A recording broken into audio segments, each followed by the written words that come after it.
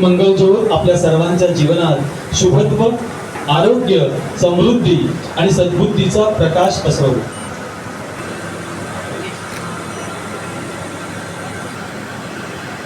Fund लागतोच आणि एका फंडचे मॅनेजर म्हणजे आमच्या दाभोळकर मॅडम. मॅडम मी तुम्हालाही विनंती करतो, तुमची उपस्थिती ते आहे. प्रत्येक भूमिकेतून जाणवतो तो प्रामाणिकपणा, जिव्हाळा आणि मराठी संस्कृतीशी असलेलं घट्ट नातं. रंगमंच असो, छोटा पडदा असो किंवा रुपेरी पडदा, तरी प्रत्येक ठिकाणी आपल्या कलेचा ठसा उमटवलाय.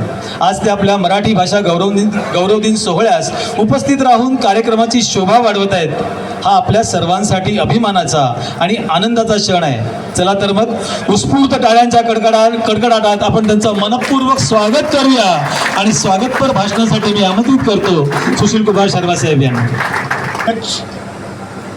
डॉक्टर वाहेकरजी, प्रमुख पाहुणे श्रीमती कविता लाड मेडेकरजी आणि उपकरणचे आयोजित या मराठी भाषा गौरव दिन कार्यक्रमात मी आपणा सर्वांचे मनपूर्वक स्वागत करतो.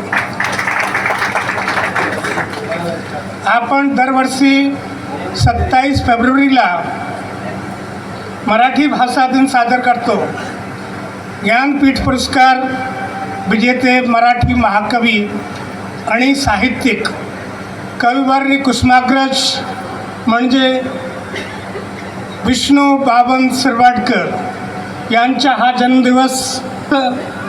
वळवेल तशी वळणारी भाषा असं म्हणतात.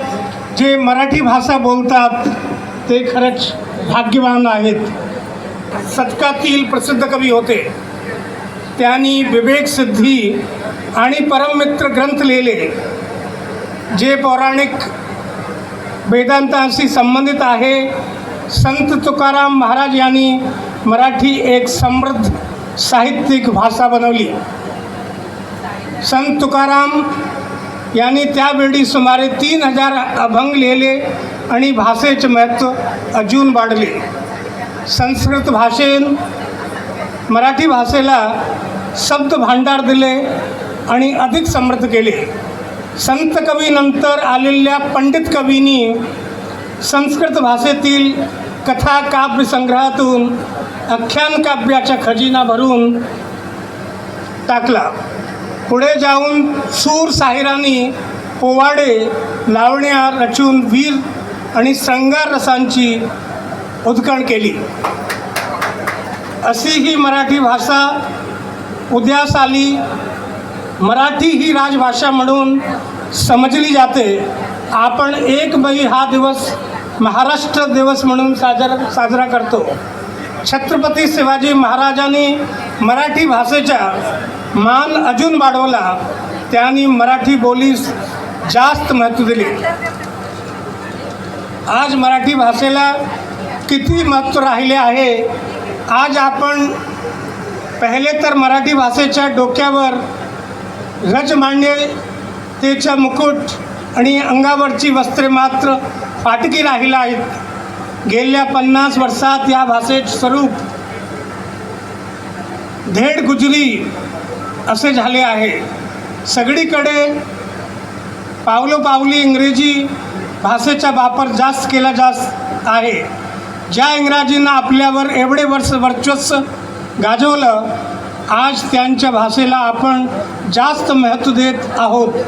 मग ऑफिस असो अथवा रोजचे व्यवहार असो, सुपुत्रांना या भाषेचा वापर करताना एवढी लाज कसली वाटत आहे. आपण मूळ चांगलं शिकाव म्हणून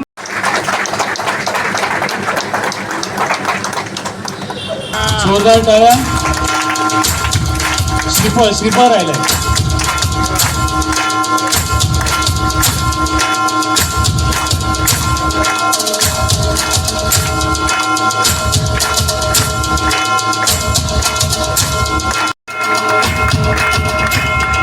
हिस्ट्री बुक आपल्या मुंबई बंदराचे इतिहास आहे. मॅडम 152 वर्षाची परंपरा असलेले हे आमचं मुंबई बंदर कदाचित तुमच्याही नात्यातील कोणीतरी इथे नोकरीला असेल पूर्वी, कधीतरी असू शकेल, कारण असं मुंबईमध्ये कुठलंही घर नाही.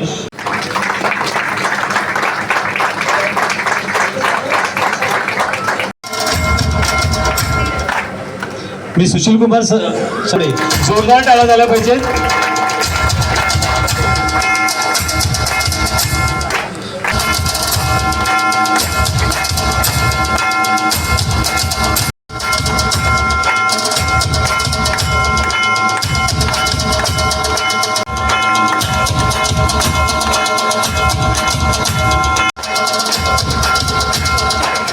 उपस्थित असलेल्या सुप्रसिद्ध अभिनेत्री सौभाग्यवती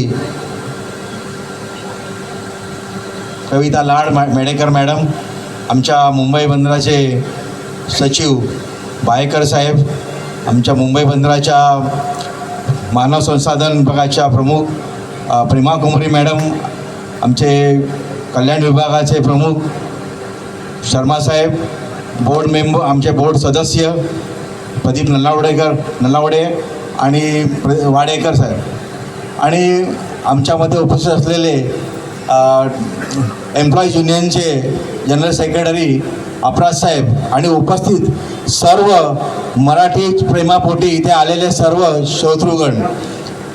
खरं तर आज मला बोलायचं नव्हतं, मॅडमना सगळ्यांना मॅडमसाठी आम्ही वेळ ठेवला होता, परंतु एवढंच सांगेन की आज मगाशी कोणीतरी सांगितलं, इथे शर्मा साहेबांनी उल्लेख केलाच आहे की आपण मराठीसाठी किती आग्रही असतो. आज मला सांगायला तुम्हाला वाईट वाटतं की आज समजा तुम्हाला परदेशात जायचं असेल, आपण म्हणतो की आमच्या म्हणजे मराठी बोलणं आपण खूप कमीपणाचं समजतो. आम्हाला खरंच वाटतं की आपण का कमीपणा घेतो. आज जर्मनीसारखं राष्ट्र आहे, आज प्रगत राष्ट्र आहे, ज्या प्रगत राष्ट्र आहेत त्याच्यामध्ये जर्मनी आहे. आज जर्मनीत तुम्हाला जायचं असेल ना तर जर्मन लँग्वेज तुम्हाला 4 त्यांच्या A1, A2, B1, B2 ह्या सगळ्या 4 लेवल पास करावं लागतात जर्मनी लँग्वेजच्या, आणि तर तुम्हाला जर्मनीमध्ये एंट्री आहे, म्हणजे प्रवेश आहे, नाही तर तुम्हाला मिळत नाही. आज व्हिएतनाममध्ये, कारण व्हिएतनाममध्ये माझ्या मुलाची सासरवाडी आहे, त्या व्हिएतनाम आम्ही बघितलेलं आहे, त्यांना इंग्रजी शिवाय त्यांचं काहीच अडलेलं नाही, त्या देशांनी प्रगती केली. मग आपण का करू शकत नाही. आम्हाला म्हणजे खूप शल्य वाटतं की मराठी बोलणं म्हणजे कमीपणाचं आहे. आज आपण मुंबईमध्ये कुठेही जातो, आपण बसमध्ये गेलो, तिकीट काढतो, त्याला आपण अरे भैया एक तिकीट देना, रिक्षावाल्याला आपण अरे भैया यहाँ जाना है वहाँ जाना है, का त्यांना मला मराठी बोलायचा प्रयत्न त्यांनी मराठी बोलायची त्यांना प्रवृत्त करा, जेणेकरून ते आपली भाषा आत्मसात करतील. जर तुम्ही त्यांना त्यांची भाषा हिंदीमध्ये बोलत राहिलात तर ते म्हणे हमारा कुछ यहाँ बिघडता नाही, हमारा काम चल रहा है, हम ऐसे ही चलेगा. आता बऱ्याच वेळेला काही मी बघतो प्रकार होत आहेत आपल्या मुंबईमध्ये मारहाणीचे ह्याचे त्याचे सगळे, परंतु आता मी मुंबई बंदरामध्ये स्थानिक लोकाधिकार समितीची स्थापना ही 1986 साली झाली. वंदनीय शिवसेना प्रमुख बाळासाहेब ठाकरे यांनी सर्व केंद्र सरकारी कार्यालयामध्ये मराठी 80% मराठी भरती झाली पाहिजे, आणि केंद्र सरकारी कार्यालयामध्ये बदली बढती भरती याच्यामध्ये 80% कर्मचारी आले पाहिजेत, तरुणी आल्या पाहिजेत, याच्यासाठी स्थानिक लोकाधिकार समितीची स्थापना केली. आज मला सांगायला आनंद वाटतो की आमच्या या इथे बसलेले अधिकारी आहेत ते देखील मराठी आहेत आणि मराठीसाठी अभिमान बाळगणारे आहेत. आणि वेळोवेळी त्या मराठी भाषा दिवसासाठी आम्ही जेव्हा 2012 सुरुवात केली, ते शर्मा साहेब असतील, भायेकर साहेब असतील, आमचे दोन्ही बोर्ड मेंबर असतील, अपराज साहेब असतील, हे सर्व मराठी भाषा गौरव दिनासाठी आम्ही जे काही प्रयत्न करतो सगळ्यांचा तिथे याचा वाटा असतो. आज फक्त एवढंच वाटतं की आपण ही आज मुंबई बंदरामध्ये इनकमिंग बंद आहे, भरती बंद आहे आणि आउटगोईंग सुरू आहे जास्त, त्याच्यामुळे कर्मचारी संख्या फार कमी असल्यामुळे आपण मराठी भाषा गौरव दिनानिमित्त आणि मराठी भाषा संवर्धन पंधरवडा आपण साजरा करतो. त्या कार्यक्रमांमध्ये आपल्याला जो प्रतिसाद हवा असतो, पूर्वी बराच असायचा, परंतु आता हळूहळू कर्मचारी संख्या सेवानिवृत्त झाल्यामुळे बरेचसे कर्मचारी संख्या कमी होत चाललेली आहे, आणि कमी कर्मचारी संख्येमध्ये हे कार्यक्रम अखंडपणे सुरू ठेवणं हे खूप मोठं म्हणताना की तारवाची कसरत झालेली आहे. आज बरेच अधिकारी या कार्यक्रमात भाग घेण्यासाठी स्पर्धक उत्सुक असतात, परंतु तिथे भरती नसल्यामुळे जे काम एका माणसाला करायला 4 माणसांना करायला लागत होते, आज एका माणसाला करायला लागतंय, आणि त्यामुळे ते ह्या स्पर्धेत इच्छा असताना देखील भाग घेऊ शकत नाहीत. त्यामुळे मी बायकर साहेबांना विनंती करीन, साहेब जरा याच्या पुढील काळामध्ये बऱ्याचशा लोकांच्या तक्रारी आल्या की आम्हाला स्पर्धेसाठी सोडलं जात नाही. काम आहे बरोबर आहे, काम झालंच पाहिजे, कामाला पहिलं प्राधान्य असायलाच हवं. परंतु कामासोबत आपल्याला वर्षातून एकदा साजरा होणारा हा मराठी भाषा गौरव दिन हे देखील आपलं होणं फार आपल्याला महत्त्वाचं आहे. आणि त्याच्यासाठी जर स्पर्धकच नसतील तर आपण तो कार्यक्रम साजरा करणं आपल्या थोडंसं पुढे जाऊन कठीण होणार आहे. म्हणून पुन्हा एकदा मी या सर्व कल्याण विभाग असेल किंवा आपला सचिव विभाग असेल, मानव संसाधन विभाग असेल, या सर्वांचा मी आभारी आहे. आणि याच्या पुढे देखील त्यांनी असंच सहकार्य आम्हाला राहील अशी अपेक्षा इथं करतो आणि इथेच थांबतो. जय हिंद, जय महाराष्ट्र. शिक्षकांना नमस्कार. सन्माननीय व्यासपीठ आणि अर्थातच आज 27 फेब्रुवारी माननीय कुसुमाग्रजांचा वाढदिवस. आणि कुसुमाग्रजांचा वाढदिवस जेव्हा मराठी भाषा गौरव आता उखडायला लागलेले आहेत, फक्त शहरात नाही तर गावागावात सुद्धा. आणि म्हणून त्यावेळच्या मराठीवर प्रेम करणाऱ्या जाणत्या लोकांनी हा निर्णय घेतला की नाही, गौरव दिन व्हायलाच हवा. मराठी भाषेने खरं म्हणजे आपलं जीवन समृद्ध केलं आहे. माफ कर मंगेश, मी थोडा वेळ घेणार आहे. मराठी भाषेने आपलं जीवन नक्कीच समृद्ध केलं आहे. काय दिलं नाही या भाषेने आपल्याला? साहित्यातले सर्वोच्च समजले जाणारे 4 ज्ञानपीठ आपल्याला दिले. पहिले वि. स. खांडेकर असतील ययातीसाठी, त्यानंतर कुसुमाग्रज किंवा विवा शिरवाडकर असतील विशाखासाठी, त्यानंतर करंदीकर असतील त्यांच्या एकूणच कवितांसाठी, आणि मला वाटतं गेल्या 10-1 वर्षापूर्वी भालचंद्र नेमाडेंना मिळाला त्यांच्या साहित्यकृतींसाठी. त्यांनी कोसला लिहिली, त्यांनी हिंदू लिहिली. पण हीच मराठी आपली राज्यभाषा झाली. राज्यभाषा म्हणून मान्यता मिळवण्यापूर्वी त्याच्या आधी हे राज्य मिळवण्यासाठी काय काय झालं. कारण हे महाराष्ट्र राज्यच झालं नसतं तर मराठी भाषा आपली अधिकृत भाषा झाली नसती. ज्यांनी संयुक्त महाराष्ट्राची चळवळ लढवली, जिंकली, संयुक्त महाराष्ट्र आपल्याला मिळवला, त्या अग्रगण्य लोकांचं स्मरण करणं आज अत्यंत आवश्यक आहे. त्याच्यामध्ये S.M. जोशी असतील, त्याच्यामध्ये नानासाहेब गोरे असतील, त्याच्यामध्ये आचार्य अत्रे असतील, त्याच्यामध्ये सेनापती बापट असतील, त्याच्यामध्ये प्रबोधनकार ठाकरे असतील, आणि अर्थातच 107 हुतात्मे ज्यांचं स्मारक आम्ही नेहमीच बघतो. या सगळ्यांचं स्मरण आपल्याला आवश्यक आहे. संयुक्त महाराष्ट्राच्या चळवळीच्या वेळी लोकसभेमध्ये जो या विषयावर जेव्हा चर्चा चालू होती तेव्हा चिंतामणराव देशमुख नावाचा भारताचा अर्थमंत्री जो ICS होता, त्याने पंडित नेहरूंच्या तोंडावर फेकून राजीनामा मारला की, आणि त्याने सांगितलं, भर लोकसभेमध्ये त्यांनी सांगितलं, हो पंतप्रधान नेहरू, तुम्हाला महाराष्ट्राच्या राज्याबद्दल, मराठी भाषेबद्दल आकस आहे. ही आमची संस्कृती आहे, मोडेन पण वाकणार नाही, हा आमचा बाणा आहे. शिवाजी महाराज होते म्हणून आपण आहोत, डॉक्टर आंबेडकर होते म्हणून संविधान आहे. यावर्षी मराठी भाषेला अभिजात भाषेचा दर्जा मिळाला. यावर्षी आपण आपला कार्यक्रम ग्रँड करायला पाहिजे होता आमच्या अधिकाऱ्यांच्या भाषेत. तो होतोय का? दुर्दैवाने नाही. ही जबाबदारी कुणाची होती? लोकाधिकार समितीची होती का? नाही. लोकाधिकार समिती मदत करते, ही चांगली गोष्ट आहे. कल्याण अधिकाऱ्यांची होती का? हो, होती. आवश्यक तो निधी मिळवायची जबाबदारी कुणाची होती? ती त्यांनी करायला हवी होती. जानेवारीचा मराठी संवर्धन पंधरवडा फक्त निधी नाही म्हणून आपण करू शकलो नाहीत, ही अत्यंत खेदाची गोष्ट आहे. सगळे कार्यक्रम आपल्याला जानेवारीच्या फेब्रुवारीमध्ये घ्यावे लागले.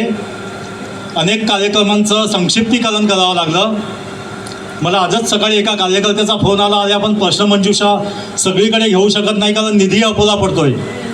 प्रश्नमंजुषेच्या विजेत्याला आपण काही पारितोषिक देतो रोख. तो कार्यकर्ता म्हणाला, नाही, निधीचा प्रॉब्लेम आहे. इथे ज्येष्ठ मंडळी बसलेले आहेत, त्यांनी यापासून नक्कीच बोध घ्यावा.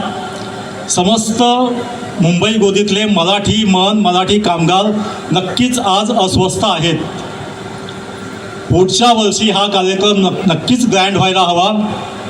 कदाचित शर्मा साहेब नसतील पुढच्या वर्षी, कदाचित भायेकर साहेब नसतील, नवीन कुणीतरी ऑफिसर असतील, पण ही आम्हा सगळ्यांची जबाबदारी आहे की पुढच्या वर्षीच्या कार्यक्रमासाठी योग्य निधी मिळायला हवा, योग्य हॉल मिळायला हवा. जर महिला दिनासाठी वेगळं सभागृह, महागडं सभागृह मिळू शकतं, पर प्लेट जेवणाच्या ताटावर 600-700 रुपये खर्च होऊ शकतात, तर माझ्या मराठी भाषेसाठी का नको? तेव्हा आपण सर्वांनीच या वर्षीच्या कार्यक्रमामध्ये राहिलेली कसर पुढच्या वर्षी भरून काढायची आहे. धन्यवाद. पाहुण्या, सो लाड मॅडम, सन्माननीय आणि उपस्थित बंधू भगिनींनी, खरं म्हणजे आमची जी कामगार प्रतिनिधी म्हणून भूमिका होती ती प्रदीपजी नलावडे यांनी पूर्णपणे मांडलेली आहे. त्यामुळे माझ्या वाटेला फक्त तुम्हाला शुभेच्छा देण्याचं काम उरलेलं आहे. त्यामुळे मी त्याला पहिला चान्स दिला. त्यांच्या तुम्हाला सगळ्यांना हार्दिक शुभेच्छा.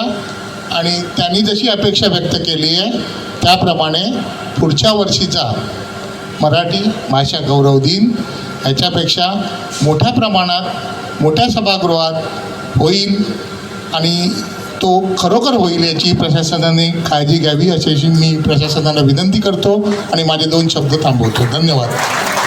एक बक्षीस घेणाऱ्या व्यक्तीला वाटतं की मला कविता लाड मॅडम यांच्या हस्तेच बक्षीस पाहिजे, त्यामुळे मी तुमची जबाबदारी थोडी वाढलेली आहे. मी तुम्हाला विनंती करतो की तुम्ही थोडं पुढे या, ज्यायोगे फोटो देखील चांगला येऊ शकेल.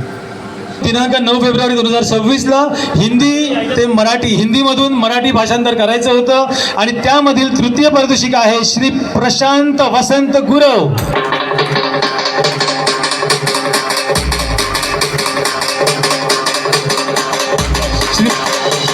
आणि प्रथम पारितोषिक आहे श्रीमती संध्या विनायक केरकर. त्याच दिवशी अनुवाद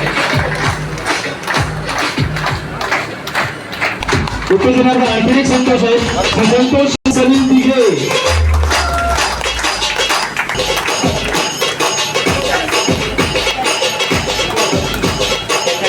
आणि प्रथम पारितोषिक श्री मंगेश जनार्दन. उत्स्फूर्त वक्तृत्व स्पर्धा दिनांक 10 संतोष पांडुरंग पाल उत्तेजनार्थ. तृतीय पारितोषिक श्रीमती अर्चना अनल आरस. हे तृतीय पारितोषिक आहे श्रीमती अर्चना मला. आणि प्रथम पारितोषिक श्री सतीश शुभेच्छा. मराठी भाषा गौरव दिनाच्या दिवशी त्यांचा वाढदिवस आणि काही आहेत अकाउंट ऑफिसर लेखापातोषिक श्रीमती प्रीती प्रशांत उत्ते.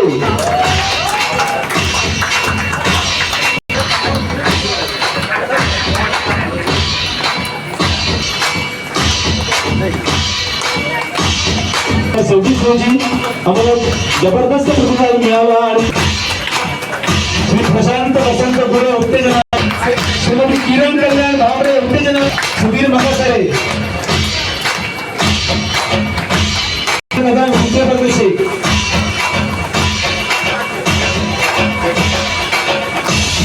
श्री आशुतोष भालचंद्र सावे.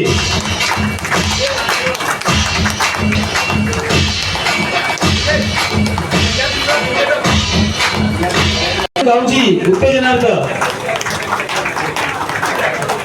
श्रीमती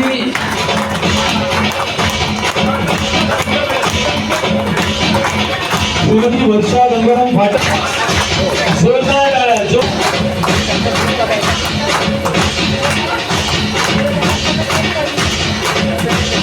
श्रीमती विजयलक्ष्मी पवार आणि श्रीमती रेखा झिंगे.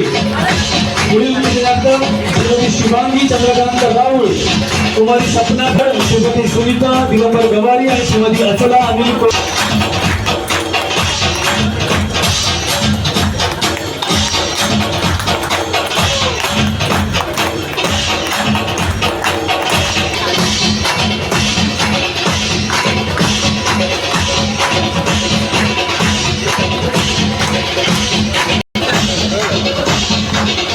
आणि चोरशीच्या झालेल्या या मराठी गीतांच्या अंताक्षरीमध्ये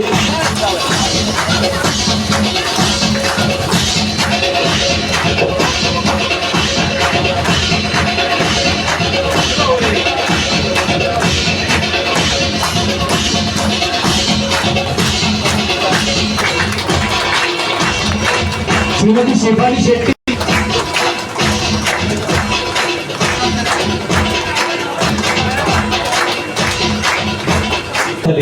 धन्यवाद देण्याची आमची पंतप्रधान कल्याण प्रभागाच्या वतीचे आमचे जे अधिकारी आहेत त्या दोघांनी आम्हाला सांगितलं, केळकर मॅडम, जतीन कदम साहेब आणि आमचे शर्मा साहेब यांनी खास सांगितलं की या सगळ्यांचा सन्मान झाला पाहिजे. धन्यवाद.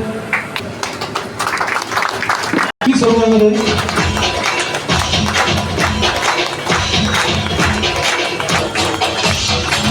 जोरदार टाळा झाला पाहिजे. रांगोळी कार्यशाळा.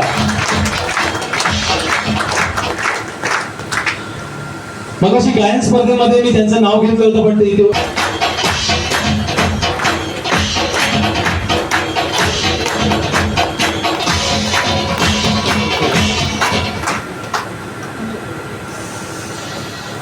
मला प्रमुख पाहुणे म्हणून लाभलेल्या कविता लाड बेडेकर. बेसिकली आपण त्यांच्यासोबत संवाद साधण्यासाठी इथे एकत्र आलेलो आहात, त्यामुळं मी तुमचा जास्त वेळ घ्यावा की नाही हे जरा मी म्हणजे प्रश्नार्थ मुद्रेमध्ये मी आहे सध्या, ते काय करावं, कारण ऑलरेडी 4:30 झाले तरी त्यांना इथं 5:15पर्यंत निघायचं असं त्यांनी काहीतरी थोडीशी कल्पना दिली आहे. त्यामुळे मी काय बोलू हा मला आता प्रश्न पडला. बेसिकली आपण सगळेजण आज हा कुसुमाग्रजांचा स्मरण दिन म्हणून इथे साजरा करतो, तर त्यांच्या स्मृतीला आपण म्हणजे अनुमोदन करून म्हणजे त्यांना आपण आठवण करून आपण त्यांच्यासाठी हा मराठी भाषा दिन साजरा करतो. त्यांनी बेसिकली एक काव्यसंग्रह लिहिला होता, कोणीतरी त्याचा उल्लेख केला होता आतामध्ये, विशाखा. आणि मराठी भाषेच्या संवर्धनासाठी ज्यांनी खरोखर योगदान दिले, ज्यात विवेक सिंधू नावाचा एक मराठी भाषेतला पहिला ग्रंथ लिहिणारे आद्य कवी मुकुंद राज यांचं सुद्धा आपण आज स्मरण करायला हवं. ते मी स्मरण आपण सर्वांनी केले असं हे करूया. आणि बेसिकली मराठी भाषा जी आहे ही इंडो युरोपियन कुळातली एक भाषा आहे. या भाषेमध्ये भारताच्या 22 भाषा आहेत, त्यामध्ये ही एक अधिकृत भाषा आहे. आपल्या भाषेला खरोखर म्हणजे अभिजात दर्जा केंद्र सरकारने दिला आहे. 2-1 वर्ष झाले असतील त्याला. आणि ही भाषा बेसिकली किती लोक बोलतात, किती कोटी लोक बोलतात असं आपल्याला अंदाज आहे का? साधारण 16 कोटी लोक ही भाषा बोलतात.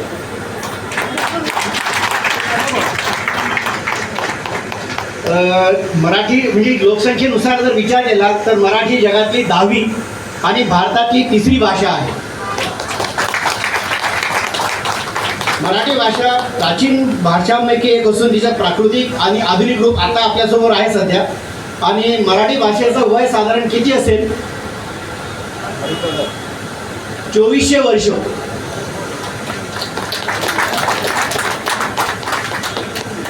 ॲक्च्युली तसं बघायला गेलं तर मी पण एक मराठी मीडियममधून शिकून आलेला विद्यार्थी आहे, त्यामुळे मला खरोखर याचा अभिमान आहे. मराठी भाषेचा मला अभिमान आहे. आजच्या दिवशी आपण सर्वांनी एक संकल्प करूया की मी बोलेन मराठी, लिहीन मराठी, वाचेन मराठी, कारण मराठी खरोखरच एक समृद्ध भाषा आहे. आम्हा सर्वांना तिचा गौरव आहे. पुनश्च मी आपणा सर्वांना मराठी भाषा गौरव दिनाच्या शुभेच्छा देतो आणि माझे 2 शब्द संपवतो. आता त्याचा भार आलेला आहे. मला नेहमी प्रश्न पडायचा, हा उकल कधी व्हायची नाही जे की भार का म्हणतात वगैरे. म्हणून त्या लक्षात आलं की आपण आभार मानतो तरी कोणाचे? आपण आभार ज्यांनी मदत केली, ज्यांनी सहकार्य केले, काही व्यक्तिविशेष असतात आपल्या सर्वांचे आभार मानतो. आणि ते जे हातभार लागतात त्याच्यासाठी आभार मानतो. पुन्हा शब्दाला हातभारमध्ये मदतीसाठी चांगले हात लागले होते, मग त्यांचा पुन्हा भार का असावा? खूप वर्ष माझ्या मनात हे कळत नव्हतं मला. आणि एकदा मला सुंदर ऐकायला माझ्या कानावर जे शब्द पडले त्यातून माझा हा जो प्रश्न होता तो मिटला. आणि ते शब्द असे होते की हे आभार म्हणजे हा कार्यक्रम आभार देण्याचा मानण्याचा असा आहे की न मानले तर ते भार, न मानले तर ते भार आणि मानले तर अतिबहार, असा हा अतिबहार आभार प्रदर्शनाचा कार्यक्रम आम्ही आता सादर करतोय. मी मगाशी आभार प्रदर्शन म्हणत असताना म्हटलं की आभार पण वेगवेगळे काही व्यक्तिविशेष असतात, काही सहकार्याचे असतात, काही मदतीसाठीचे असतात. मी सर्वप्रथम व्यक्तिविशेष आभार मानून घेतो इथे. अर्थातच व्यक्तिविशेषमध्ये आम्हाला आभार मानायचे आहेत आमच्या मुंबई पोर्टरचे अध्यक्ष डॉक्टर यंग अंगा मुथ्थूजी आणि त्याचसोबत आमचे उपाध्यक्ष श्री आदेशजी तितरमारेजी. केवळ आणि केवळ यांच्या मान्यतेमुळेच आणि यांच्या सहकार्यामुळे, यांच्या पाठबळामुळे आम्हाला हा मराठीचे कार्यक्रम किंवा इतरही कार्यक्रम आम्ही या ठिकाणी करत असतो. मला आभार मानायचे आहेत. आपण एखादा जर विश्वास टाकतो आणि त्या विश्वासाची पूर्तता होते त्यांचे, आणि म्हणून आमच्या मंचावर जे वरिष्ठ अधिकारी आहेत ह्या सर्वांचे मी आभार मानतो. सर्वप्रथम आमच्या आजच्या मानव संसाधन प्रबंधक आहेत श्रीमती प्रेमा कुमारी यांचे मी आभार मानतो. सोबत आहेत आमचे सचिव मुंबई पोर्ट ट्रस्टचे डॉक्टर पवन बाहेकरजी, मी यांचे आभार मानतो. त्याबरोबरच आहेत उपप्रबंधक कल्याण श्री सुशील कुमार शर्माजी. आज मराठीत भाषण ऐकलं, पण कधीतरी संधी मिळेल तर हिंदीमध्ये एकदा यांचं भाषण ऐकून बघा. खूप सुंदर वाणी आहे शर्मा साहेबांची. या दोघांमध्ये मला सांगायचं झालं तर मी यांचा खरा मराठीचा मंच जरा वापर करतो. शर्मा साहेब पुढच्या महिन्यात निवृत्त होत आहेत, तर आमचे पवन बाहेकर साहेब आहेत ते याच वर्षी रिटायर होतात, म्हणजे कदाचित पुढच्या वर्षी नसतील. आपण सर्वांनी मराठी मंचाचा हा घेऊन त्यांना शुभेच्छा देऊया आणि मी त्यांचे आभार मानतो. त्याच्या निवृत्तीच्या त्यांना मी शुभेच्छा देतो. त्यानंतर मंचावर आमचे दुसरे जे दोन्ही ट्रस्टीज आहेत प्रदीप नलावडेजी आणि श्री वाडेकर सर, यांचं देखील मी आभार मानतो. ज्यांना सहकार्य लागलं. छोटी छोटी मदत असते कित्येक जणांची. आज मग काही वेळापूर्वीच असं बोलणं झालं की हा कार्यक्रम जो आहे तो काही निधी अभावी म्हणा किंवा काही याच्यामुळे थोडं काहीतरी खूप अडचणी आल्या होत्या, पण आम्ही त्या सर्व अडचणी पार केल्या. ह्या अडचणी पार करत असताना मला प्रामुख्याने सांगावं लागेल की कार्यक्रम दरवर्षी जसा आमच्या हॉलमध्ये होतो तसाच झाला, पण या कार्यक्रमाची जी दिवसेंदिवस उत्तरोत्तर जर कार्यक्रम आपण पाहिला गेला तर तो प्रचंड पटीने अनेक पटीने वाढत गेला. पहिला सुरुवात करताना आम्हाला होतं की कसं काय होईल, परंतु हा मंच उपलब्ध करून दिला त्या संपदा विभागाचे आम्ही आभार मानतो. अतिशय उत्कृष्ट इथे सोय झाली. आम्हाला या गेले स्पर्धा झाल्या, सगळ्या गोष्टी झाल्या, सुरुवात झाली आणि आमचा हा आनंद द्विगुणित झाला. बरोबर मी बोलत आहे, जेवढे स्पर्धा खेळत असतील त्या सर्वांच्या मनातलं मी बोलत आहे. कालपर्यंत जेव्हा ही अंताक्षरी झाली तेव्हा हाच आनंद आमचा त्रिगुणित झाला आणि आजच्या दिवशी मी सांगतो की हा आनंद आमचा चौपट 4 पटीने वाढला आहे, कारण आपल्याला ज्या आजच्या मुख्य अतिथी लाभलेल्या आहेत त्या कविता मेडेकरजी म्हणून. मग या सर्वांचे देखील मी आभार मानतो. आमचे इतर जे विभाग असतात यामध्ये मुख्य अभियंता विभाग आहे, या विद्युत यांत्रिक विभाग आहे, फायनान्स डिपार्टमेंट आमचा अर्थ विभाग आहे, ते देखील हा कार्यक्रम करत असताना आम्हाला ते त्यांचं सहकार्य लाभतं. आमच्या आज समोर ज्या संघटना आहेत, विविध कामगार संघटना, त्यामुळे Mumbai porter dock general employees union पकडा, transport and dock workers union, Mumbai porters workers union, flotilla workers association, Mumbai porters प्राधिकरण स्थानिक लोकाधिकार समिती, Mumbai porters SC ST OBC welfare association आणि मुंबई पोर्टर्स पेन्शनर असोसिएशन, या सर्वांचं मी आभार लागतो. या सर्वांचं आम्हाला सहकार्य लाभत असतं. या सुंदर सजावटीसाठी जरा जोरदार टाळ्या झाल्या पाहिजे. हा मंच, काही अडचणी असतील, आम्हाला नाही हॉल मिळाला, आम्हाला मान्य आहे, परंतु हा मंच या ठिकाणी झालेल्या वेगळ्या तऱ्हेने या स्पर्धा खेळल्या गेलो आणि ह्या स्पर्धा आमच्या काही या कारणासाठी कायम लक्षात राहतील. या सुंदर सजावटीसाठी मान्यता. माझा आवाज जो आपल्यापर्यंत पोहोचतोय त्या माईक व्यवस्थेचे आमचे नाव काय आपलं शशीन कांबळे यांचे देखील मी आभार मानतो. आमचा साफसफाई वर्ग यांचे देखील मी आभार मानतो आणि मी खास विशेष आभार इथे मानतो आज या आभार प्रदर्शनाच्या वेळी आमचे विजय सोमा सावंत. अगदी ते निवृत्त झालेले आहेत, परंतु ते त्यांचं मुंबई पोर्टरशी जे त्यांनी नातं ठेवलेलं आहे ते अबाधित आहे. अजून देखील निवृत्त झाल्यानंतर देखील ते आम्हाला सतत या कार्यक्रमासाठी, इनफॅक्ट हा मराठीचा जो आपला सगळा कार्यक्रम सुरू आहे त्याच्यामध्ये आम्हाला त्यांची लाखामोलाची मदत लागते.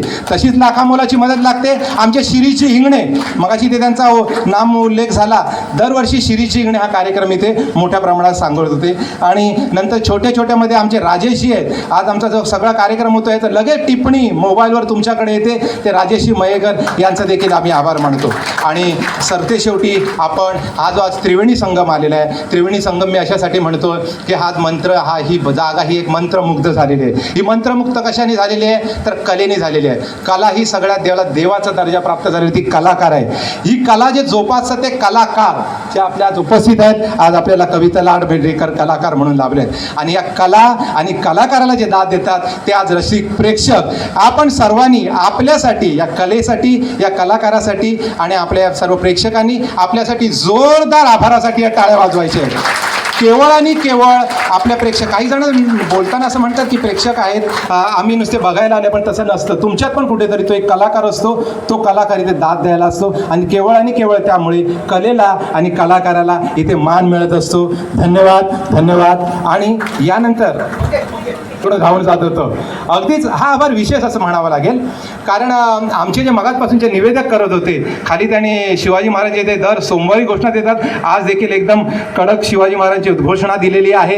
ते मंगेशजी सावंत यांच्याबद्दल मी खास सांगतो. यावर्षी त्यांनी शिरीष शिंगणे गेल्यानंतर या निवेदनाची धुरा सांभाळली होती अत्यंत प्रचंडपणे. इतक्या स्पर्धा ज्या केल्या त्या प्रत्येकाला बोलवून आणून वैयक्तिक चौकशी करून, आणि मला ते सगळे जे स्पर्धक आहेत त्यांच्या वतीने मी बोलत आहे की सगळ्यांनी त्यांची खूप प्रशंसा केली. त्यांचे देखील इथे आपल्याला आभार मानावे लागतील. खरंच मंगेशजी सावंत, दरवर्षी मंगेशजी सावंत ही अशी व्यक्ती आहे की इथे 4-4, 5-5 बक्षिसं ते घेतलेले आहेत. मॅडम, आणि त्यांचं एक खास सांगतो, 4 बक्षिसं घेताना ते 4 वेगवेगळे पेहराव करून यायचे इथे. पण यावर्षी ते स्वतः निवेदक असल्यामुळे ते बघायला नाही मिळालं. मी मंगेशजी सावंतला विनंती करतो की आपण मंचावर यायचं आहे. आज ह्या मंचावर आपल्या सर्वांच्या उपस्थितीत आपला आभार व्यक्त करण्यासाठी मी आजच्या प्रमुख पाहुण्या कविता लाड बेडेकर यांना विनंती. मंगेशजी सावंत, टाळ्या अशाच सुरू राहतील.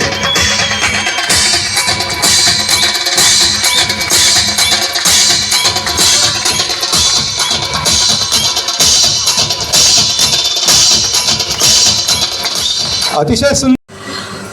मला इतकंच वाटतं की मराठी भाषेबद्दल आपल्याला सगळ्यांना अभिमान आहेच. तो फक्त आपण ना प्रयत्न करायला हवेत थोडे थोडे. आणि आज मला असं वाटतं की शर्मा आडनावाचा माणूस जर प्रयत्नपूर्वक इतकं मराठी बोलू शकतो तर आपण सगळ्यांनी घरी बोलायला काहीच हरकत नाही. मला असं वाटतं एकतर इंग्रजी भाषा आहे महत्त्वाची, त्याबद्दल काहीच हे नाही, पण इतकी महत्त्वाची झाली. अगदी माझ्या घरातलं उदाहरण सांगते तुम्हाला. गेल्या आठवड्यात माझी मुलगी सकाळी जरा गडबडीत गेली कॉलेजला, म्हणाली मी कॉफी कॉलेजमध्येच घेते. कॉलेजमध्ये गेल्यावर म्हणाली की माझं एक पुस्तक राहिलं मम्मा, मी ते विफास्ट करते, पाठव. म्हटलं बरं, ते पाठवलं. आली कॉलेजमधून, म्हणाली मम्मा मी ते कॉफी घ्यायला गेले, मी कोल्ड कॉफी सांगितली, त्याने मला हॉट कॉफी दिली, त्यानंतर माझं असाइनमेंट बुकच विसरले होते.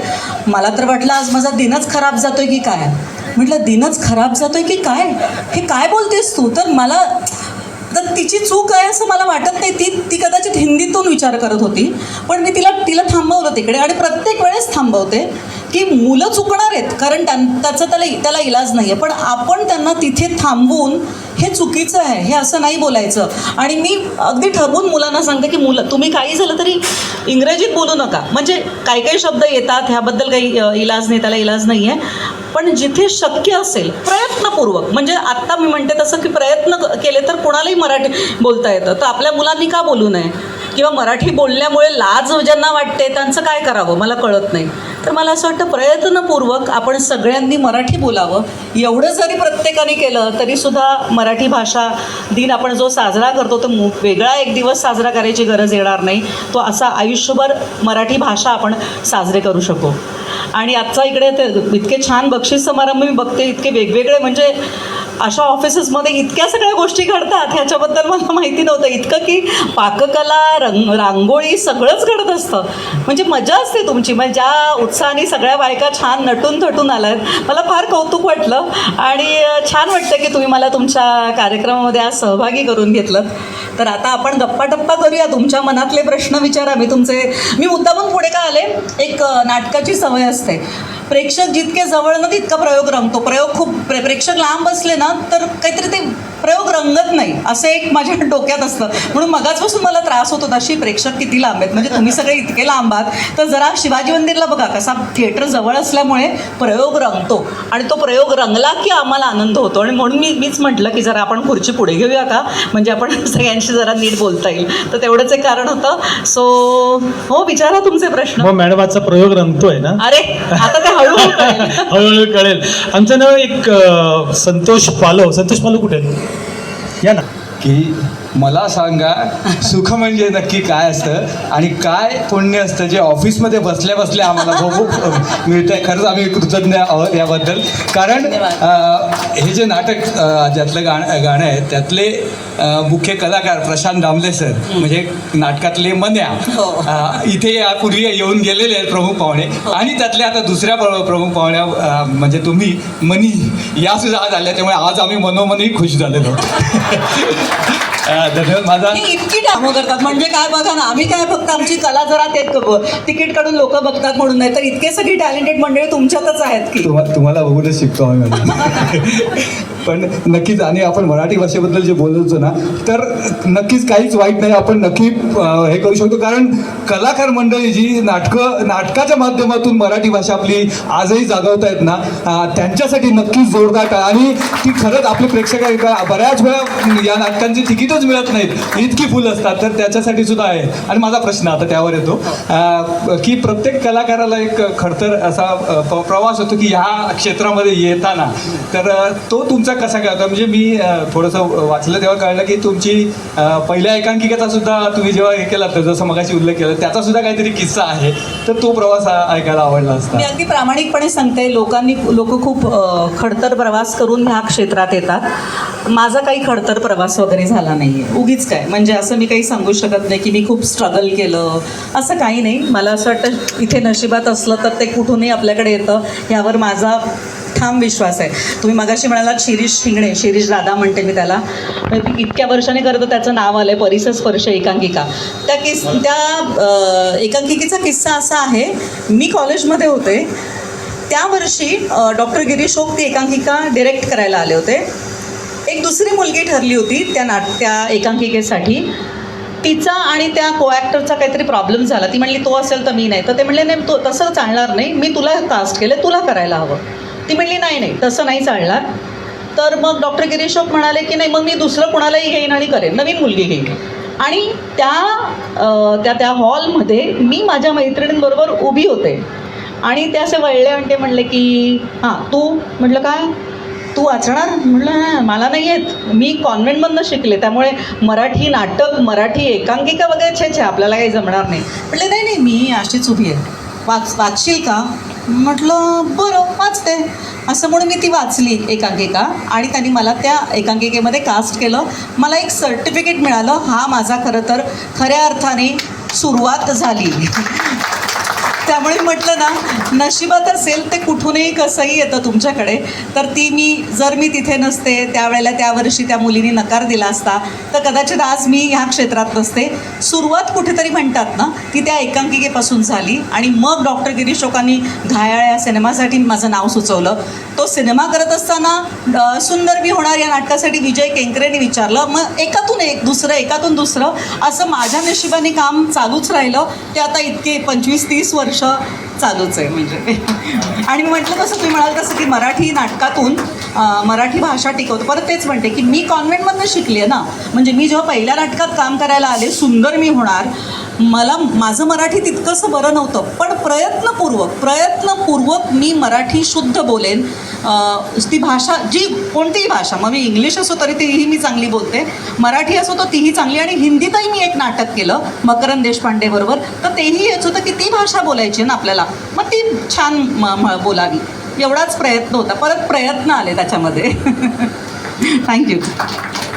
श्रीमंत खाष्ट सासू हा भूमिकांमधला प्रवास कसा काय झाला? वय झालं की होतं.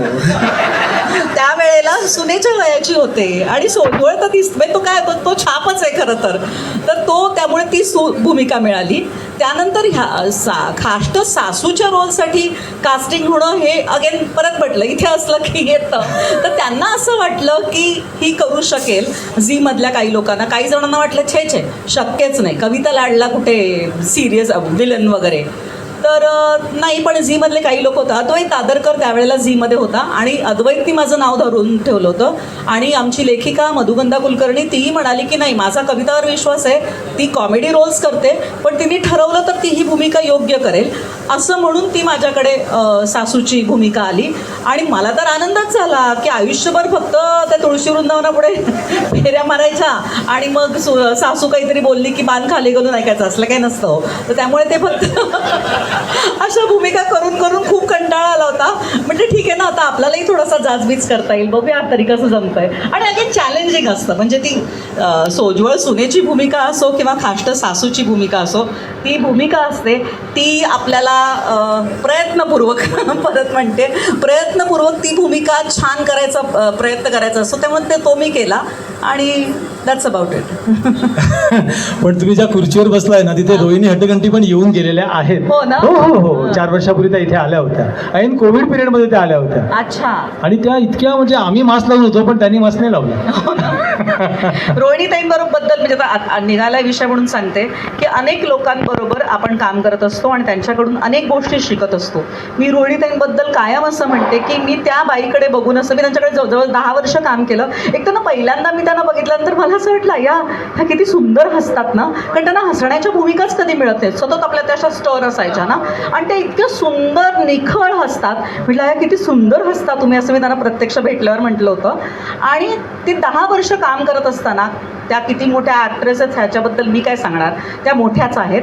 पण ती 10 वर्ष आम्ही 12-12 तास 14-14 तास एकत्र असतो, आम्ही एकत्र काम करत असतो. त्या 10 वर्षांमध्ये मी कधीही त्या बाईच्या कपाळावर आठ्या बघितल्या नाहीत. ती बाई कायम प्रसन्न चित्तानेच कामावर यायची. आणि काही असो, म्हणजे प्रत्येकाच्या आयुष्यात काही प्रॉब्लेम्स नसतात असं नाही, काही ना काही छोटे मोठे प्रॉब्लेम्स असतात, तो काही प्रश्नच नाही. पण सगळ्या प्रॉब्लेम्सकडे बघताना एक नाही हरकत नाही, आता आपण आपलं काम छान करूया. तर आपण ना आपल्या नकळतपणे ह्या काही लोकांकडनं शिकत जातो. म्हणजे मला असं वाटतं तुम्ही सुद्धा सगळेजण आता ऑफिसेसमध्ये इतके तास काम करता ना, पण इतके तास काम करत असताना एखादा माणूस जेव्हा आपल्याबरोबर सतत प्रसन्नपणे काम करत असतो तर त्याच्याबरोबर काम करायला तुम्हालाही मजा येते. तसं माझं रोहिणीताईंबद्दल झालं होतं. नमस्कार मॅडम. नमस्कार. तुमचं लोभास हसणं, तुमच्यातील गोडवा आणि तुमचा रंगमंचावरील सहज सुंदर अभिनय म्हणजे आम्हा श्रोत्यांसाठी एक सुखद पर्वणी असते. धन्यवाद.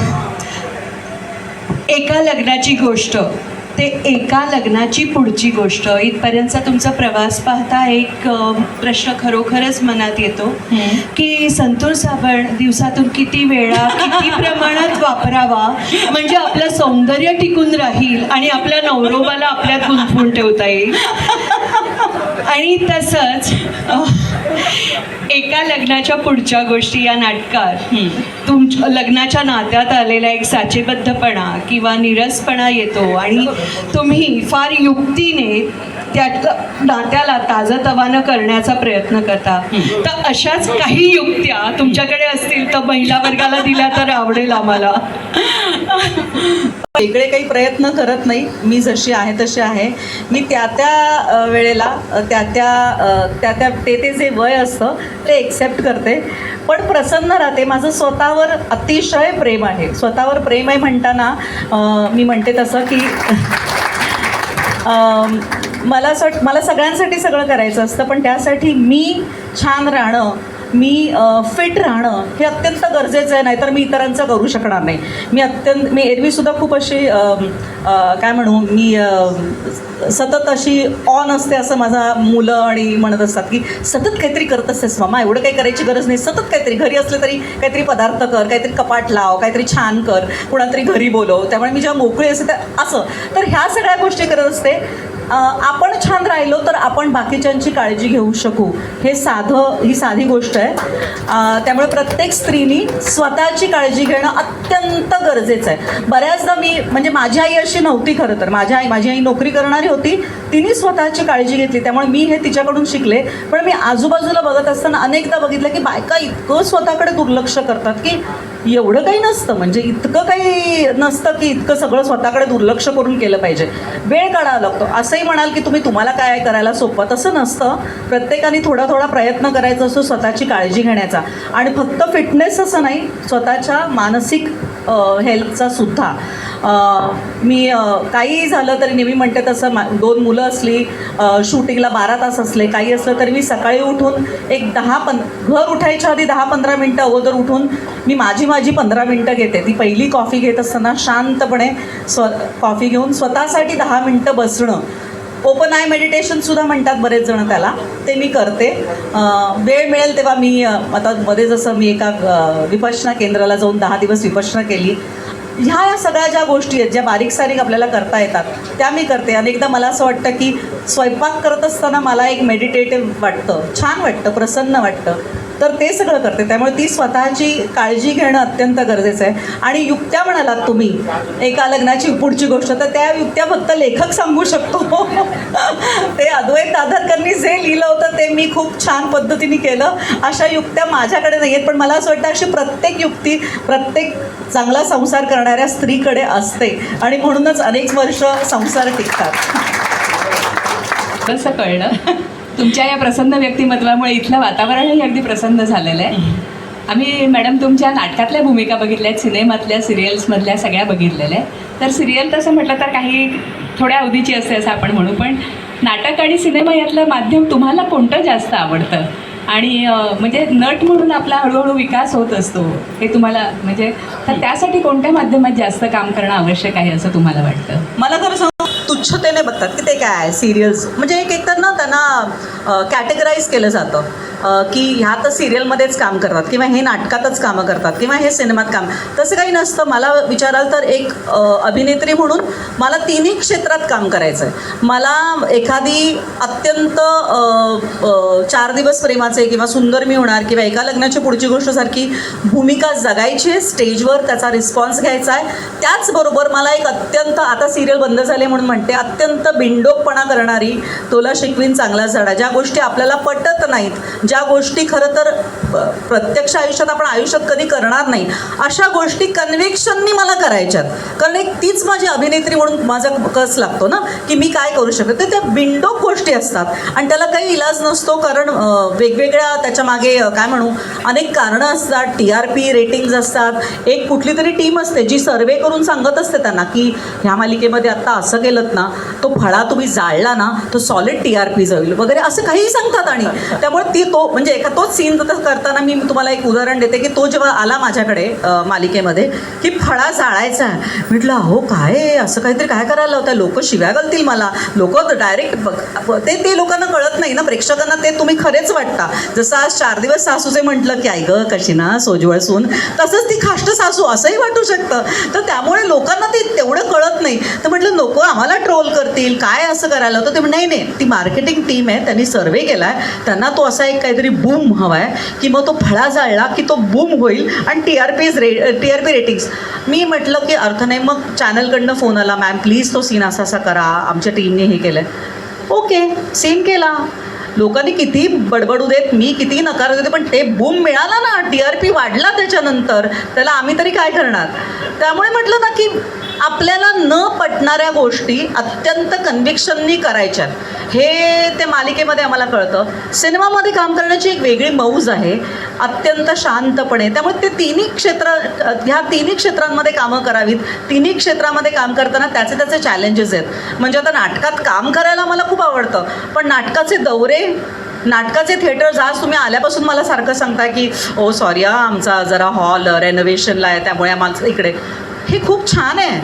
आम्ही काही थिएटर्सला असे प्रयोग करतो की मला असं वाटतं की काहीच नाही, स्वच्छता नाही. म्हणजे मी म्हणते पंखे तर सोडाच, पंखे नसतात, आम्ही घामाने डबडबलेलो असतो, पण स्वच्छता नसते, केअर काढलेला नसतो, प्रेक्षकांच्या खुर्च्या मोडलेल्या असतात, अशा ठिकाणी आम्ही प्रयोग करतोच की. मग तरी आम्हाला आज नाटकात, मी इतकी वर्ष नाटकात काम केलं आहे आणि नाटकात काम करायचंच आहे. त्या क्षेत्राचे ते चॅलेंजेस असतात, त्या सगळ्यांना एक्सेप्ट करून, म्हणजे मी नाही म्हणते तसं की नाटकात काम करणारी लोक खरंच त्यांना नाटकात काम करायचं आहे म्हणून नाटकात कामं करतात, नाहीतर असं ज्यांना हाऊस पण नाही, बघूया ना एक नाटकात काम करून, ते करूच शकणार नाही.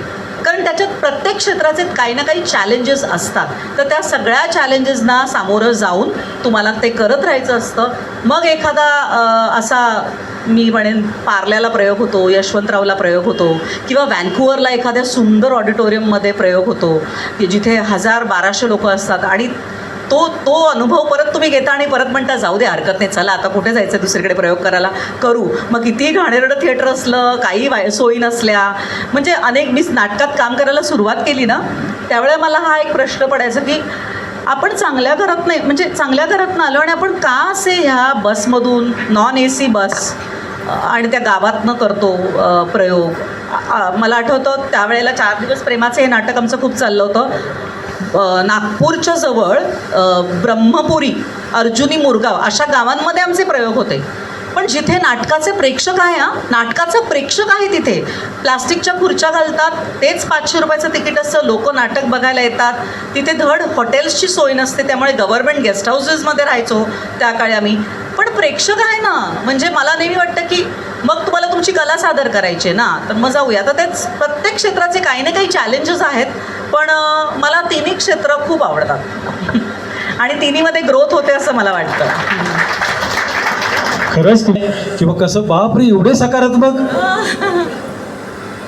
सिनेमामध्ये मला एवढी मजा नाही आली, पण तुम्ही आता जे बोललात ते थोडं वेगळं बोललात. म्हणजे नेमकं काय? नाही, मी असं म्हटलं मजा, एक्झॅक्टली. मी सिनेमे भूमिकांमध्ये माझ्याकडे ज्या भूमिका आल्या सिनेमांच्या, म्हणजे आता तिथे त्या मुलाखतीत मी बोलले नाही, पण माझ्याकडे ज्या भूमिका आल्या होत्या त्या अगेन तेच होतं. 4 दिवस सासूचे पार्ट 2, अनेक नुसत्या रडायच्या रडक्या सुनबाईचेच रोल्स होते. मला तसे रोल्स करायचे नव्हते, म्हणून मला मजा नाही आली आणि म्हणून मी जास्त सिनेमे केले नाही. म्हणजे माहेरच्या साडीज नंतर त्या पद्धतीचेच सिनेमे होऊ लागले. आणि मी अगेन तेच म्हणते ना, मी कॉन्व्हेंटमधनं शिकले होते, मी मुंबईत राहत होते. मला असं वाटायचं की हे मला नाही जमणार, मला असे रोल्स करायला नाही येणार. ती मजा मला नाही आली. गाणी म्हणत फिरताना झाडांभोवती ती मजा नाही आली आणि म्हणून मी कमी काम केलं. पण अगेन हॅव्हिंग सेड दॅट, आता अलीकडे मी गर्लफ्रेंड नावाचा सिनेमा केला जो माझ्या वयाचा आहे. मी अमेय वाघच्या आईचा रोल केला, छान होता, ती भूमिका छान होती, एक अतिशय काळजी असणारी आई वगैरे, तर मला मजा आली. त्या मग असे जे मोजके सिनेमे आले ते मी केले. नमस्कार मॅडम. नमस्कार. सर्वप्रथम हे सांगतो की तुमचा रोखठोकपणा आणि स्पष्टपणा मला फार आवडलेला आहे. प्रश्न असा आहे की एक बाल कलाकार ते एक यशस्वी अभिनेत्री असा जवळजवळ तुमचा 30 वर्षाचा प्रवास आहे. तर ह्या प्रवासामध्ये तुम्ही सातत्याने एक उच्च दर्जाचा अभिनय करत आहात. नेमकं रहस्य काय? आणि दुसरा माझा प्रश्न असा आहे, कुठच्या काय मला प्रश्न नाही कळला. कुठच्या? पहिला प्रश्न असा आहे की तुम्ही गेली 30 वर्ष या क्षेत्रामध्ये काम करत आहात. अगदी बाल कलाकार म्हणून सुद्धा तुम्ही काम केलेलं आहे. आज तागायत तुम्ही तुमचा अभिनयाचा जो दर्जा आहे तो उच्च ठेवलेला आहे. तर हे सातत्य तुम्हाला कसं जमते? तुम्ही काय एक्झॅक्टली रहस्य आहे? आणि दुसरा प्रश्न असा आहे की तुम्ही विविध नाटकांमध्ये, सिरियल्समध्ये काम करता, ते इतके लांब लचक संवाद जे आहेत ते इतक्या प्रभावीपणे तुम्ही कसे काय बोलता? तुम्ही पाठांतर करता, काय तंत्र नेमकं काय आहे ते आम्हाला कळू द्या. दुसऱ्या प्रश्नाचं उत्तर आधी देते. हो, पाठांतर करतो. कारण नाटकामध्ये एस्पेशली जेव्हा आम्ही मोठी मोठी वाक्य बोलतो तर ती महिनाभर आम्ही दीड महिना तालीम करत असतो. पण मालिकांमध्ये आम्हाला तेवढा वेळ मिळत नाही, म्हणजे तेवढा वेळ नसतो. आत्ता सीन देतात आणि म्हणतात की आत्ता करायचा आहे, तर ते एकतर पाठांतराची सवय झाली आम्हाला.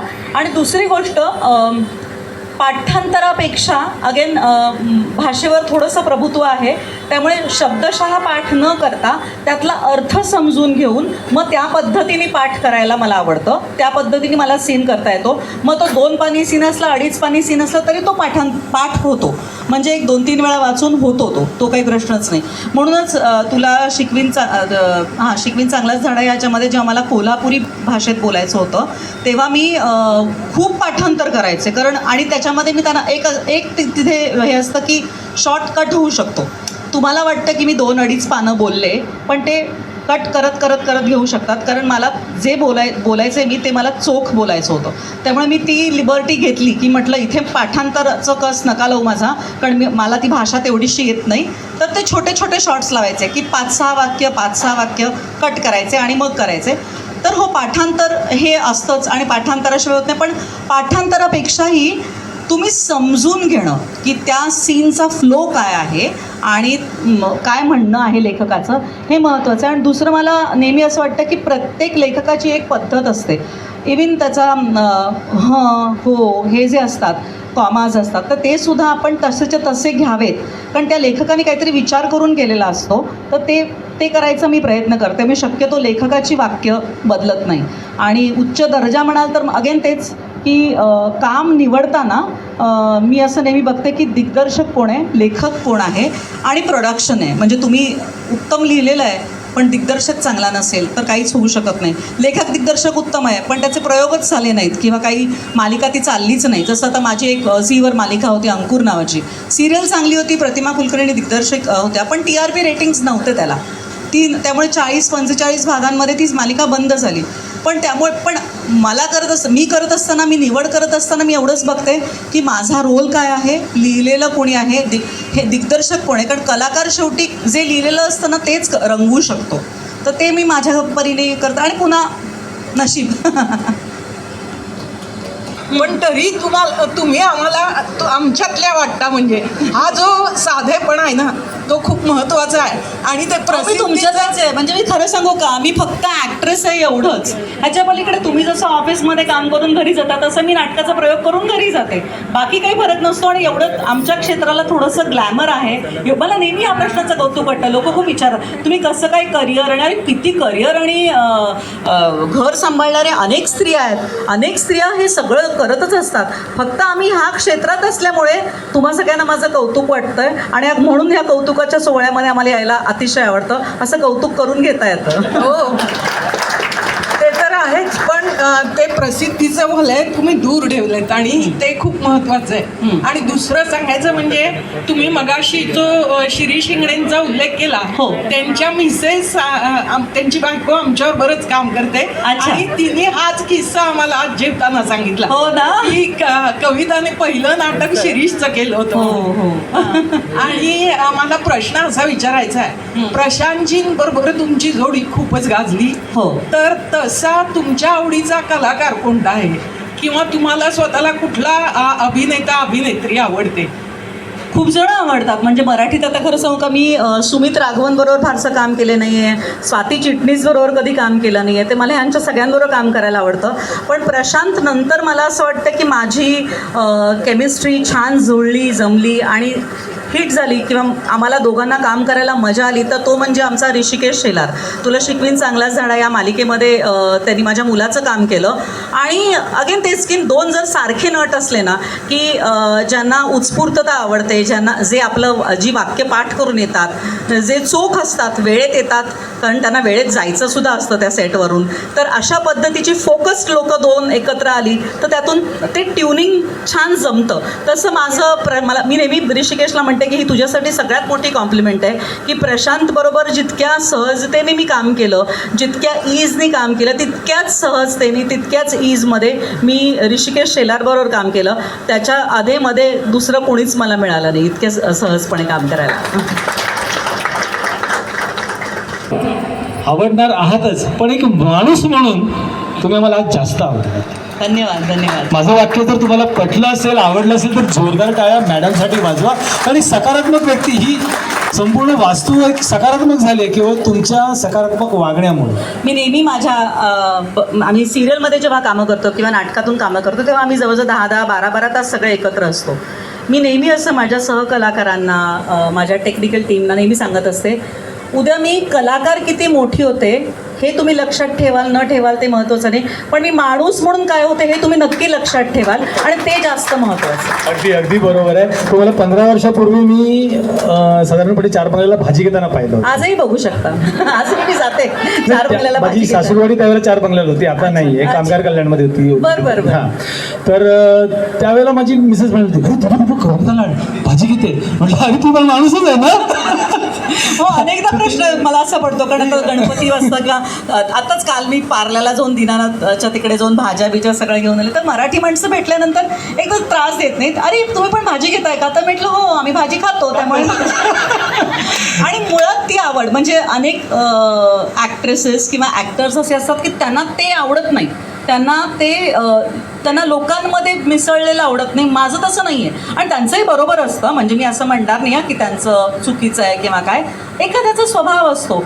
पण मला तसं नाही आवडत. मला असं वाटतं की मी एक व्यक्ती आहे आणि ते मी का सगळं मिस करू, की भाज्या घेणं, जाऊन मुलांबरोबर बाहेर जाणं, डिनरला जाणं. तर ही इतकी महिन्यात परवाचीच किस्सा सांगते. माझ्या मुलांना बँड्राला एका ठिकाणी बर्गर खायला जायचं होतं. तर मी होते यशवंतरावला एका कार्यक्रमात, नवरा ऑफिसून येणार होता. मुलं म्हणाले आम्ही अंधेरीहून येतो, आपण तिकडे बर्गर खायला जाऊया. म्हटलं तर बरं चल जाऊया. मी काय बर्गर खात नाही फारसं, पण म्हटलं जाऊया, त्यांना मुलांना जायचं होतं.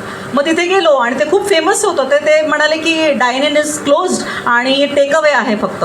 तर वॉचमन मराठी होता. तो म्हणाला मॅडम तुम्ही फक्त आतमध्ये जा. म्हटलं बरं. पटकन मी आत गेले, चेहरा दाखवला. तो म्हणाले मॅडम तुम्ही या बसा. मुलं इतकी खुश, म्हणजे एरवी मुलांना मी किती मोठी ॲक्ट्रेस आहे याचं काही किंमत नसते, पण त्या बर्गर ह्याच्यामध्ये काय बरं त्यांचं नाव होतं मला ते आठवत नाही, पण तिथे मम्माला ओळखलं आणि त्यांनी मम्माला एक डिझर्ट पण आणून दिलं आणि किती छान ना, नाही तर टेबल पण नव्हतं मिळत. इतकी मुलं खुश होती त्याच्यावर. त्यामुळे असते मजा अशी.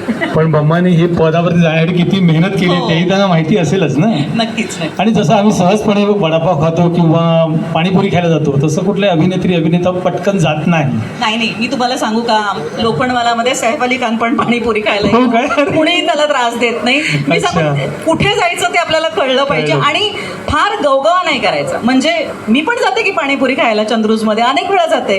कोंकणा सेन शर्मा येते, माधुरी दीक्षित जेवायला येते. तुम्ही जर त्याचा गवगवा, काही कलाकार ना त्याचा खूप गवगवा करतात. सगळ्यांना माहिती असतं की समजा आता जसं आम्ही लंच करत होतो आणि समोरनं जेव्हा माधुरी दीक्षित तिच्या फॅमिलीबरोबर आली, मला खूप आवडते ती, पण मी नाही गेले फोटो काढायला कारण ती तिच्या मुलांबरोबर आणि नवऱ्याबरोबर होती. आणि ही समज अनेक प्रेक्षकांमध्ये असते. म्हणजे मी म्हणेन 99% ऑफ द टाइम्स लोकांकडे ही समज असते. एखादा असं असतो की तुम्ही असा खात ना, आम्हाला एक फोटो काढायचा आहे. बरं ते असं म्हणतात, मी म्हणते की बरं थांबा मी जरा हे झाल्यानंतर येते. नाही पण आमचं झालंय, आम्ही निघतोय. मग निघा. मग त्यावेळेला जर त्यांना असं वाटलं की ही फारच उर्मट आहे, आम्हाला फोटो पण नाही दिला, तर त्यांनी मला काही फरक पडत नाही. पण जेव्हा शक्य होतं तर का नाही फोटो काढणार, म्हणजे कौतुकच करतायत ना लोक. पण ते कधी येऊन त्यांच्याशी बोलावं हे सुद्धा ही समज असली पाहिजे, भान असायला पाहिजे. अगदी बरोबर आहे. आणि रोखोक आहात तुम्ही, जाणवलं ते. आता रोखोक अशा विजय सावंत यांच्याकडे देतो. नमस्कार. आपली बऱ्याचदा भेट झाली आहे. कधी तर मी प्रशांतला ज्या वेळेला भेटायला यायचो त्या वेळेला आपण भेटलेलो. परंतु मी त्या दिवशी प्रशांतला भेटलो आणि सांगितलं असं असं यायचंय. मग प्रशांतने खास तुमची ओळख करून दिली. त्यानंतर कधी माहिती झालं हे प्रशांत ओळख करून दिली कधी, की साधारण सेकंड बेल झाली की मी स्टेजवर असते. मी काही कोणाशी बोलत नाही. मी म्हणजे आपल्या टीमशी पण नाही की सेकंड बेल झाली आता मी रेडी, आता मला कोणी नको. तर सेकंड वेळ झाला तर प्रशांतनी बोलवलं. म्हटलं काय अरे बापरे का, म्हणजे मला वाटलं काय माहिती नाटकाचं काय सांगायचं आहे, एखादं वाक्य असं घे. प्रशांत नाही एक वेळी जरा माझे हे मित्र आहेत त्यांना भेटायचं आहे. तर म्हटलं अरे थांबा मी तुमचा नंबर द्या, मी तुमच्याशी नंतर बोलते. असं झालं होतं. कारण सेकंड वेळ झाली होती आणि हे विंगेत काळोखात मला भेटायला आले होते. तर तोच उल्लेख मी करणार होतो की प्रशांतने माझी भेट घालून दिली आणि त्यानंतर तुमचा जो काय संवाद सुरू झाला, दुसऱ्या दिवशी तुम्ही मला फोन केला वगैरे वगैरे, जो काय संवाद सुरू झाला त्यावेळेलाच मला जाणवलं की तुम्ही एकदम डाऊन टू अर्थ आहात आणि त्याचा प्रत्यय आता आम्हाला आला. मला प्रश्न फक्त एवढाच विचारायचा होता की ज्यावेळी तुम्ही विदेश दौरे करता तर आपल्या इथे कळतं की आपले मराठी प्रेक्षक आहेत वगैरे वगैरे वगैरे, कदाचित तिथे मिक्स प्रेक्षक असतील, तर त्यांच्याबद्दलचा तुमचा अनुभव काय आहे? नाही, प्रेक्षक मिक्स नसतात, प्रेक्षक मराठीच येतो ना. म्हणजे मी तुम्हाला एक छान किस्सा सांगते. आमचं ना एका लग्नाची पुढची गोष्ट हा बऱ्याच ब्रेकने मी नाटक केलं आणि आमचा कॅलिफोर्नियाला प्रयोग होता. अश्विनी भावे नाटकाला आली होती. एक 900 लोक होते, हाऊसफुलचा बोर्ड लागला होता.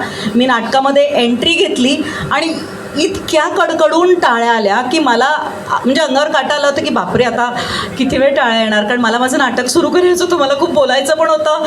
एक तर भरून सुद्धा येत आहे की प्रेक्षक एवढ्या टाळ्या वाजवत आहेत की त्यांना म्हणजे कौतुकाच्या टाळ्या आहेत त्या. आणि उत्तम रंगला तो प्रयोग. आणि इंटरवलला आतमध्ये अश्विनी आली आणि तिने मला असं घट्ट मिठी मारली. मला म्हणे कविता मला ना तुझा हेवा वाटतोय. आणि हेवा का वाटतोय हे मला कळू शकतं की एक ॲक्ट्रेस म्हणून असं छान ॲप्रिसिएशन मिळणं तर मलाही हेवाच वाटला असता. तर तसं होत नाही. नाटकाचा प्रेक्षक मराठीच असतो, त्यामुळे उलट त्यांना जरा जास्त कौतुक असतं. कारण इथे तर आमचे निदान आज नाही प्रयोग झाला शिवाजी मंदिरला, चला पुढच्या महिन्यात बघू, तिथे तसं होत नाही. आत्ता कॅलिफोर्नियाला प्रयोग आला, लोक काय काय काय काय करून तो प्रयोग बघायला येतात, त्याचं प्लॅनिंग करतात, त्यांच्या मुलांना डे केअरमध्ये ठेवतात, हे सगळं असतं ना. त्यामुळे ते जरा जास्त कौतुकाचे होतात प्रयोग असं मला वाटतं.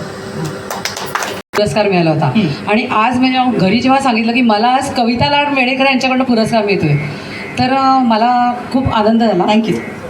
तर मला एक प्रश्न विचारायचा होता. सॉरी.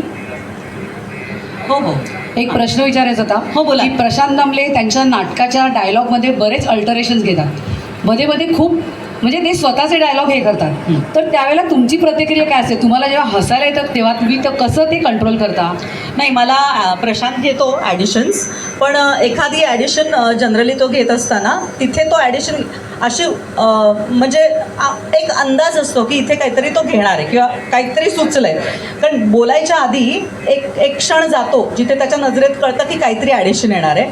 आणि मला जनरली हसू येत नाही त्याच्या ह्या ॲडिशन्सचं, कारण त्याच्याबद्दल मी नंतर हसू शकते. पण समोर जे अशा ज्या नजरा असतात ना प्रेक्षकांच्या, जे तिकीट काढून आलेले असतात, तर त्याच्यात तिथे मी माझं कॅरेक्टर सोडून कधी हसत नाही. कॅरेक्टरमध्ये हसते, जर शक्य असेल त्या सीनमध्ये, एवढं काही नाही आहे, कॅरेक्टरमध्ये हसले तर हसते, पण अदरवाईज मला प्रेक्षकांच्या नजरा दिसत असतात. त्यामुळे खूप हसू चाललं. म्हणजे इनफॅक्ट प्रशांतबरोबर काम करत असताना मी अनेक त्याच्या सहकलाकारांना सांगते की तुम्ही प्रेक्षक नाही आहात, तुम्ही का हसताय? प्रशांतनी विनोद केलाय म्हणून तो त्याची मजा करतोय. कारण जो माणूस इतके शेकडो प्रयोग करतो त्याला स्वतःला जिवंत ठेवण्यासाठी नवीन नवीन करून बघायचं असतं, तो ते करतोय. पण तुम्हाला प्रेक्षक पहिल्यांदा बघतोय किंवा दुसऱ्यांदा बघतोय तर तुम्ही तसं हसू नका, तुम्ही प्रेक्षक होऊ नका.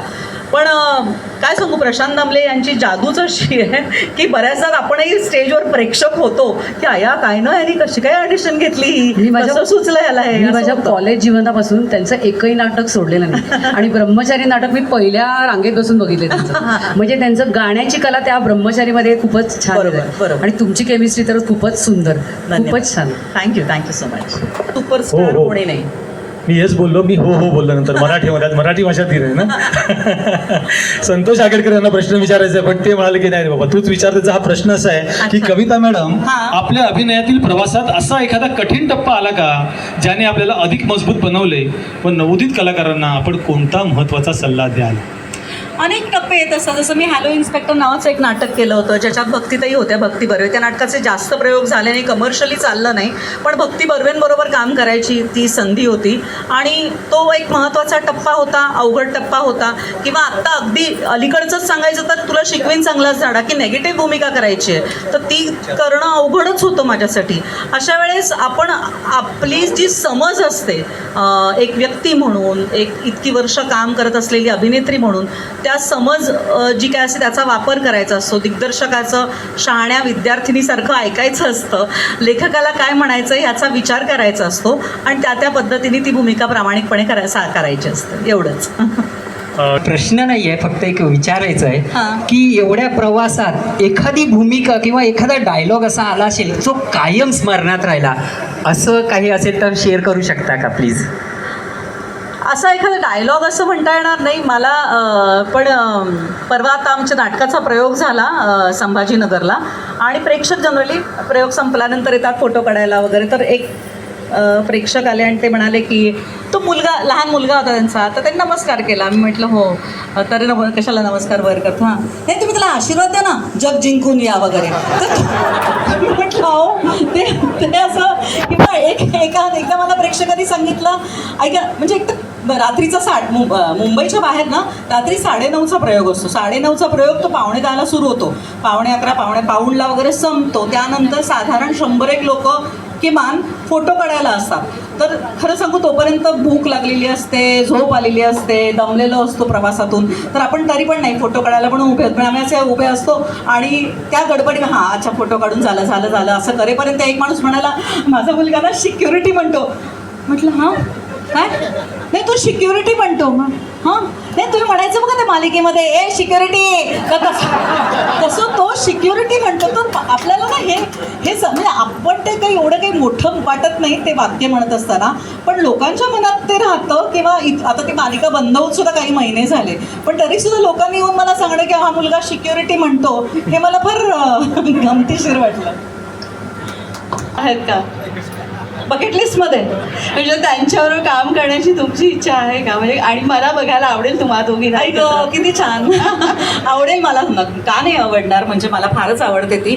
पण असं काही बकेट लिस्ट असं नाही, ती कुणाबरोबर काम करण्यापेक्षा त्यावेळेस माझी भूमिका मला काय ऑफर होईल ते जास्त महत्त्वाचं असेल. त्यामुळे त्या भूमिकेकडे लक्ष देऊन मग मी माझी बकेट लिस्ट पूर्ण करेन. थँक्यू. मंगेश, मी देखील एक रंगकर्मी आहे आणि कॉलेज जीवनापासून साधारणतः एकांक नाटकं याचा प्रवास करत आलेलो आहे.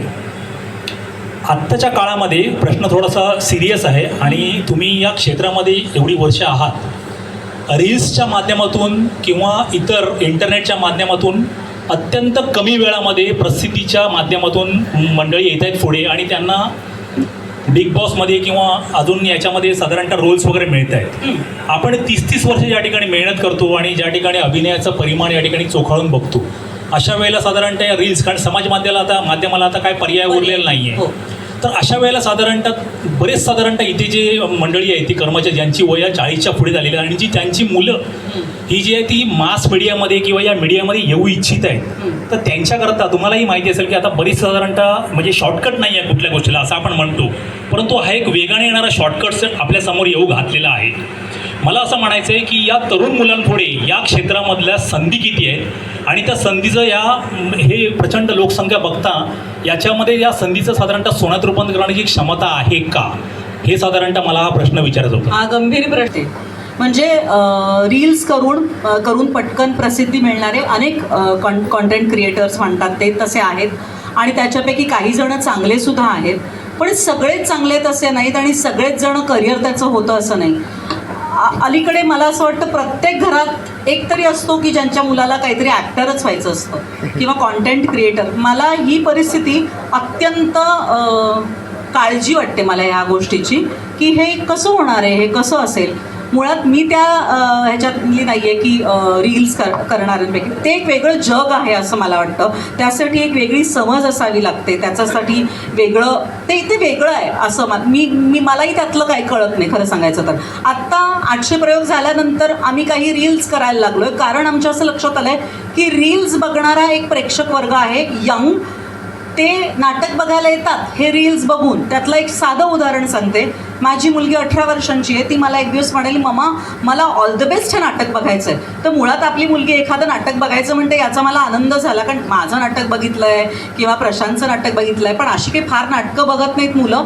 तर म्हटलं हो का, तर एका रविवार दुपारी मी तिला तिकडे घेऊन गेले, तर तिने सांगितलं रील्समध्ये ना मी त्याचा हा सीन बघितला होता. तर तिने रील्स बघून बघून ती माझ्या मागे लागली आणि ती मला नाटक बघायला घेऊन गेली. की तसा एक प्रेक्षक वर्ग आहे ज्यांना आम्ही अट्रॅक्ट करू शकतो आमच्या नाटकासाठी. इतके प्रयोग झालेले असतानासुद्धा, आमचं कमर्शियली हिट नाटक असतानासुद्धा, त्या सोशल मीडियाचं काय ताकद आहे ती आपण काय नाकारू शकत नाही.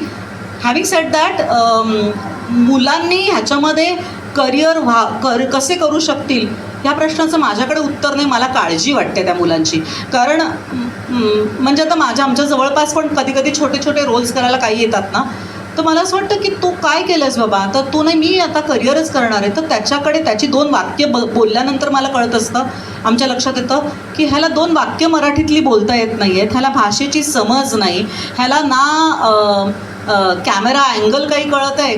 एक समज लागते, एक पटकन कळतं की हा माणूस हा करू शकतो अभिनय, हा छोटासा रोल करतोय पण मस्त करतोय. तर तसं नाही आणि तसे स्ट्रगल करणारी एक वर्ग आहे असं मी म्हणेन. आणि मला त्या मुलांची सगळ्यांचीच काळजी वाटते. उंच माझा झोका करत असताना सुद्धा ती लहान मुलगी होती माझ्याबरोबर त्या सिरियलमध्ये काम करत असताना, तेव्हा सुद्धा ती लहान मुलगी आहे म्हटल्यानंतर अनेक पालक मला येऊन सांगायचे की तुमच्या सिरियलमध्ये लहान मुलीचा रोल असेल तर सांगा. असं नाही होत. त्याच्यासाठी ती मोठी ती समज असावी लागते. माझं म्हणणं आहे की खरंच जर तुम्हाला आवड आहे तर निदान आधी भाषेवर काम करा, म्हणजे निदान वाचा, निदान तुमचं शिक्षण पूर्ण करा.